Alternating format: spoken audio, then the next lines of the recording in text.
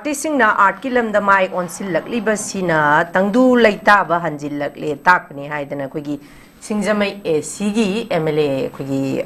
खेमचाना फोंदोरगले औजा तसेंगना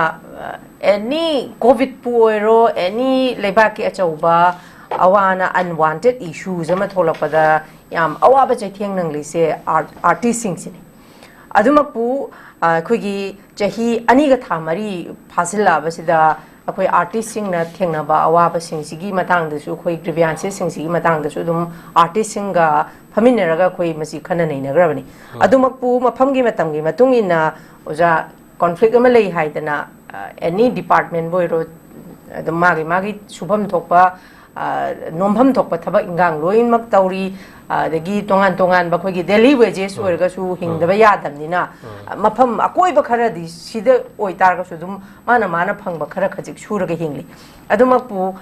एनी अनवांटेड इश्यूज हारगा हेक थोलकपा मतमदा अखोई खुनाइना हाइबसी इसै नोंमाई हेक तौबा खोटपसी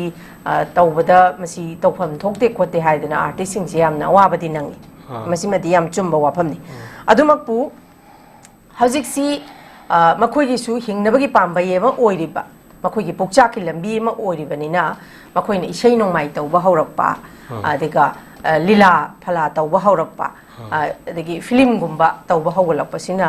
तसेंगनमक अखोइसी तंगदू लेताब फिबममदा लाए हाइबदी ओजा मसी खितंग ताबदा कॉन्ट्राडिक्टरी ओइब्रा हाइना खली मरमदी अखोइजी हौजिक नेशनल हाईवे अखोइगी नोंमगी चंगद्रबा याद्रबा पोचाक सिंग पोरइबा लंबी से कोई फावरगा चटपा याबा नते लैरिबा कम्युनिटी खुदिमक चटपा यारिने एक्सेप्ट मैतैनि चटपा यादि मसिगी मतंगदा हाइबदी लेबाकी चौबा कॉन्स्टिट्युएंसी मगी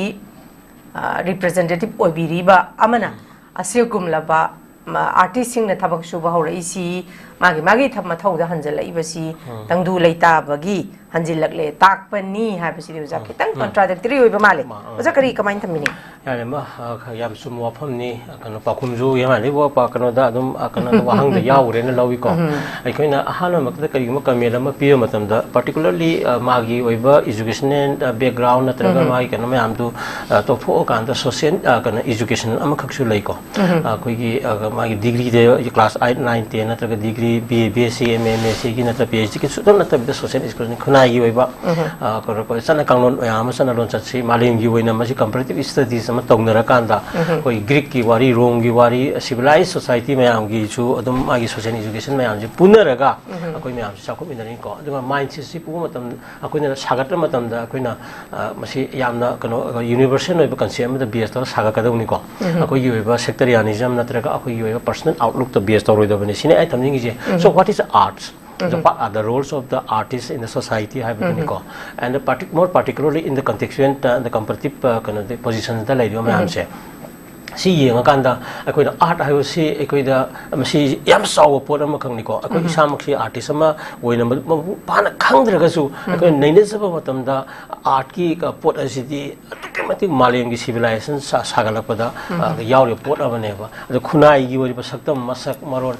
मयाम कल्चरल हेरिटेज बु ओइरो दगी मागी इमोशनल अदे मागी ओइबा कस्टमरी लोबुवर आर्ट ममी तारिबा गातनेबा अदुगी आर्टिस्ट मयामदुना कॉन्फ्लिक्ट सिचुएशन मनुंगसिदा अवाबा याम मायुक नै हाइबसिसु मसी सुम्मी बनेबा it is not a case of Manipur only Manipur नते एनी कॉन्फ्लिक्ट एरिया दा कॉन्फ्लिक्ट थोपम एरिया दा कनो गातनेबा को थोइबसे अदुना इसै नोमाई खरा तौरगा इसै नोमाई जिबो अखोइने हेता कन सोंग फनब नत्र गातंगे पाउद हराउन बगुदिन लौरगा वांगांग ओइदोंनि हाबनि दा अइना हाइजेनिंगि मरमदि कन इसै सिंग असिगी मीनिंग जे मागी पर्टिकुलर याम वाना होना गरजानि इसै एबा पांखनबा लाकनबदा ड्रामा अमा सानबदा लाकनबदा लीला अमा पांखनबा लाकनबदा कनो अखोइगी अचौबा कनो मजुगी आर्टिस्टिक रोल मयाम मागी कोरियोग्राफी दगी मागी डायरेक्शन पीबदगी मागी ड्रेस ना कॉस्ट्यूम दगी को मागी आर्टिस्ट की रोल दो कोइ खंगद्रे को याम चौबा अखोइ मियाम जी सोशल लाइनेबा हुजिन ICIBS के हाइरो नत्रगा हुजिक लेबा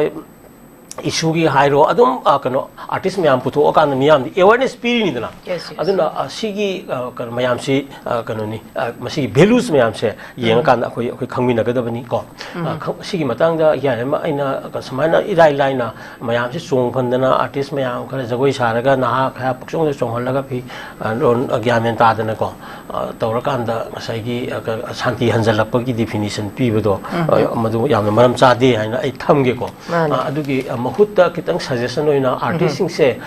soidana yokhakadabani makoi gi su asago part ama lori among the artists and then they are kanu kai leading road lori basing da so koi apin tongminabam changi ko maram di artist sing sina pukhalai ba pot asina khunai gi mingje ni hari bani kanu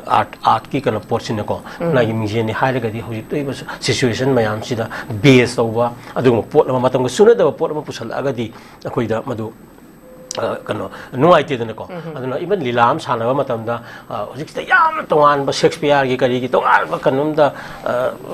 romantic oi pot ama katang da base da lila putor ko mayam da mayam adum criticism pinera kani habni da some part yaung da ga su ngasai gi section ko di mak tas taw buji moi gi pandam ne ba ai ba gi ju ko adagi ya sanari ba gi su gi nga kan da aduna khunai ji gi leri ba posak sina hena value oira kan da ko gi sakli bi isai adagi sanari ba lila adagi puthoi ba play mayam se masi khunai gi huji thoi ba contemporary issues mayam sida ayam dra ba da 60 kan 50% above the sat kadawni haibni da si mayam ji sat li ko sapati adubu hari ba mayam sing adu da apilu na tahoninge ba as a leader na ka comment pi matam da aduna adu mayam du pir kan da miyam na su madu sojok pir kan da yeng da na su ma sanara kan da adagi kano da ngasai gi laikai da su sanaba adum yaga da uni tabu da sanari ba aduna piri ba thengnari ba miyam na present context thengnari ba issues da kari role logo da ge hari ba role model sing ado hari ba theater natraga hari ba art ki platform du ki khudang da miyam da awareness pi ba gi masak ama oigedong ne ba aduna leiri ba situation du ki pura contrast pa pot ama khak akoina putor agadi madu miyam na yaro e ba adugi ni hojik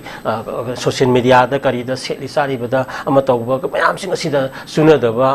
kan mayam adum kan leiri mayam je haidi issue si dagi thaidok na ba hona ba man ba magi oiba kano akhoi hena follower hena masing yamna ba natraga kari uma pesa khara phangna ba khona ba gi kanorom da hena naction gi ba kangu social media ai kangu da hena yamjal idina hojik sia khona yoiba kari uma nainari ba khonari ba mayam si di attention pi da ba ko adagi ngatang da kari uma kano video ma sema da su ngatang gi heta kanorom da satla kan da kano follower rom da sakhidana ama sakhidana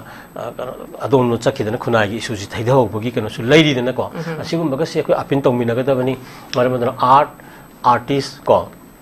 haiba kanu se masi yamna sawa pot amani maramaduna akoina masi yokhase tawdadi art ki thabak tawbiba mayam sing asina khunai gi oiriba issues mayam sing asida yamna akoigi kanu akoigi mayek taw script taw amada wero masi gi mayam tasalaga khwaidagi oina practicable oiba kanu mayam leidana posak mayam amagi kanu values magi kanu mayam ji piba ngamba koi plays natraga isai natraga drama kariba mayam sing ase puthopagi matam oi puthokte haibana te puthoi ko hena masida kanu tahoningi haibani den miyam na su asiguma mayam sing ase yenga kan madu loksan ba leidana akoi di lairiba lila drama ji lila ji akoi na kari akoi ko haiju ram da bi ai ko sumang kumai gadi ma haibani lila da akoi na nuai tri lila ji lila hoina khantok pa je lila ji da kan di isa na pali na khan song ngam da bam yauri ba mamang da phami ba asawa sang mayam mamang da phami ba police officer mayam natraga bureaucrat officer mayam gi corruption gi kari gi mayam nei nari ne ba corruption tawri mayam su da phamaga natraga madu da pali mayam si su pham yingim ne ba amsu ko madu da masa da pa lila ni da na khantok pum ju yauri ba khoi je sigi gap ka je khoi nei na ba ko ngangai si ai ngo da pali adu ai ka mai sam to ogda ge ji adom da khan da ba lila di lila ni gai khan ba je sisu kitang ako yenga kanda khunai gi social service mayam si phajana tang pukhala kanda khara panbiu lila drama da haini iba kasi khara panbiu aduga khara semtok simjin tawra kanda khunai punamaki apun borom da mangmang lom jingsim da akoi honamina se yani so ai thangi ko okay